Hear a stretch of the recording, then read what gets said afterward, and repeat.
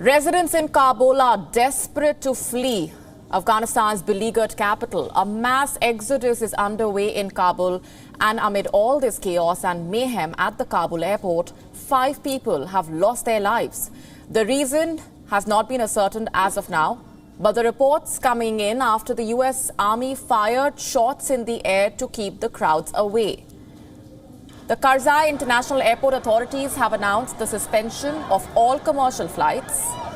The closure of the Kabul airspace also means that Indian flights will not be able to operate now. Through the statement, the airport authorities have called on the people to avoid crowding the airport.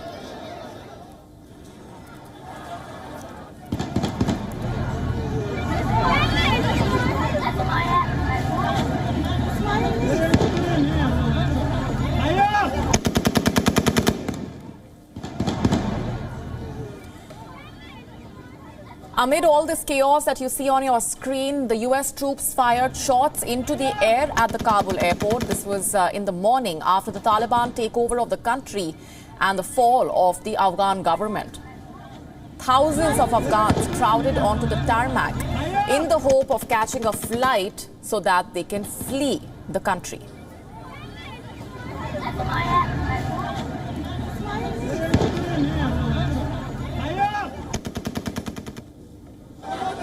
Scores of Afghans crowded the Kabul International Airport. There were some scuffles among the people, unable to get a place as departures were stopped.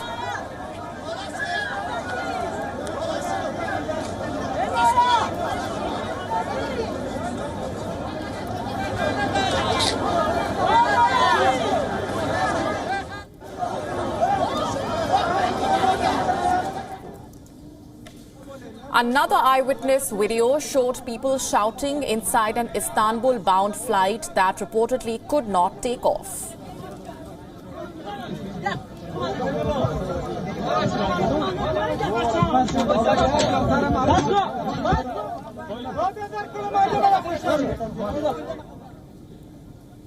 Urging the Taliban to allow Afghans and other nationals to leave the country, more than 60 nations have issued a joint statement saying Afghans and international citizens who want to leave Afghanistan must be allowed to depart.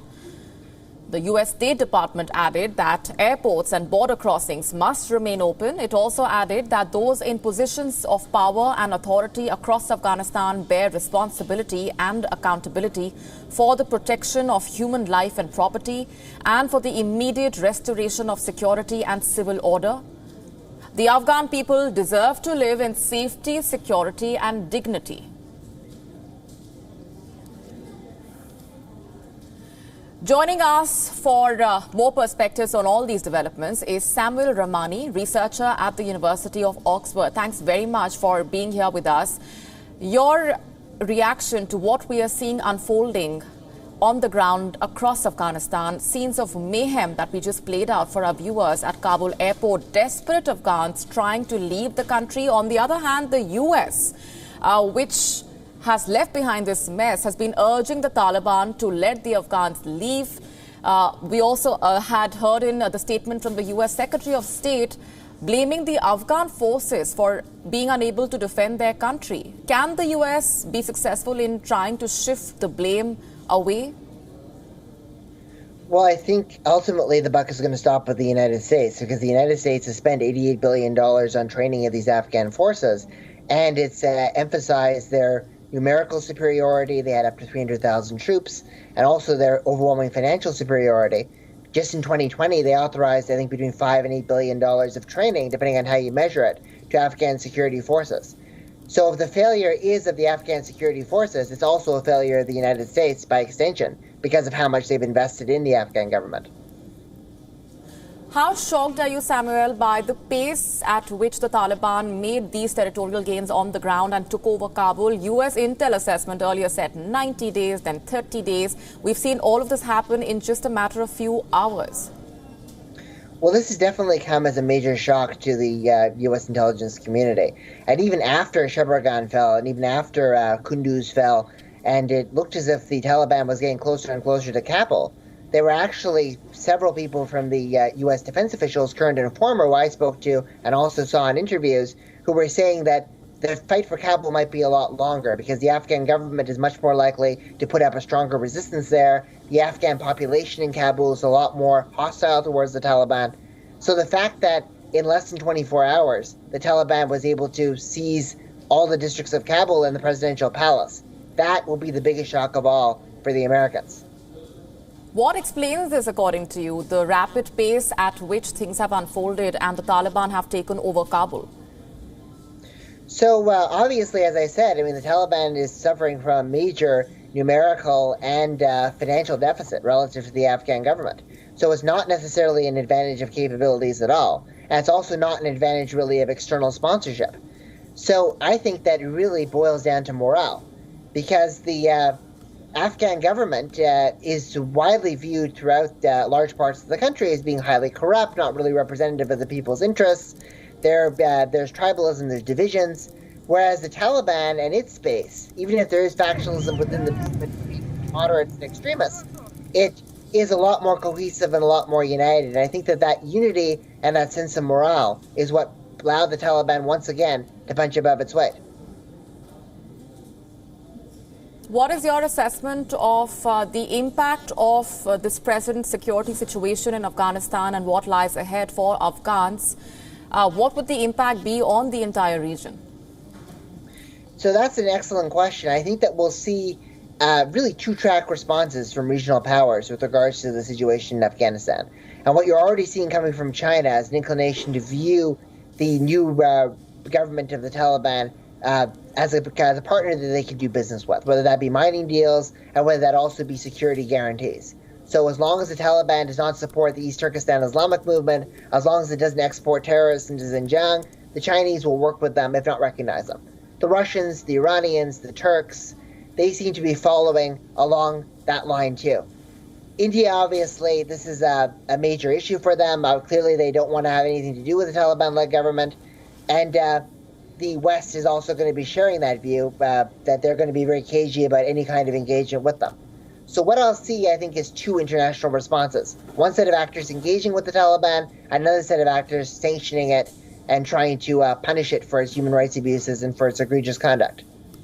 What about the role of Pakistan so far and from here onwards? So Pakistan's initial official reaction from Shah Mahmood Qureshi is that it will get along with any government that takes place in Afghanistan. So that's very similar in rhetoric to the positions of Russia, to the positions of China, and to the so far unstated but informal positions of Iran and Turkey. Pakistan has also been holding dialogues with Turkey about stabilization in broader Eurasia. And so it's trying to present itself as something of a stabilizing force. But of course, there is a lot of speculation and hard evidence that the Pakistanis are continuing to enable and funnel aid to the Taliban, particularly across borders. So they may be speaking from both sides of their mouth on this issue. It's really hard to tell at this point how they'll react, but Pakistan will likely accommodate the new developments. Speaking of rhetoric, we've seen a lot of that coming in over the last few days, specifically over the last few hours. UK Prime Minister Boris Johnson, for example, saying that the international community must not recognize the Taliban government. All of these statements sound very good on paper, sound excellent during press conferences, but it ultimately boils down to what extent the international community can intervene now. And these statements do not help in changing the situation on the ground. Well, I think no. I think that the British position is that obviously they're not going to necessarily recognize the Taliban. They're going to do whatever they can to rescue their citizens with 600 troops, much like the Americans have put 5,000 troops in there. But the problem is, if the Taliban are Afghanistan's de facto authority, it becomes, and you're imposing sanctions on them and you're closing their borders off, that's going to lead to even more humanitarian suffering. That's going to lead to an even further degradation of poverty, which is estimated at as high as 90%, even if the official statistics are lower, and the degradation of the education system and so many other secondary problems.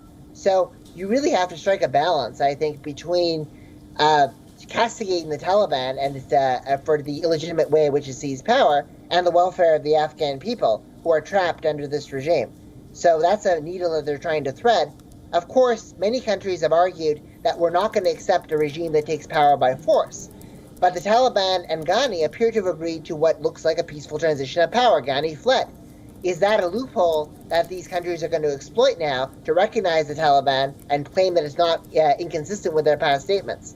That's something that we're going to have to see. Indeed. Samuel Ramani, thanks very much indeed for joining us with those perspectives. WION now available in your country. Download the app now. Get all the news on the move.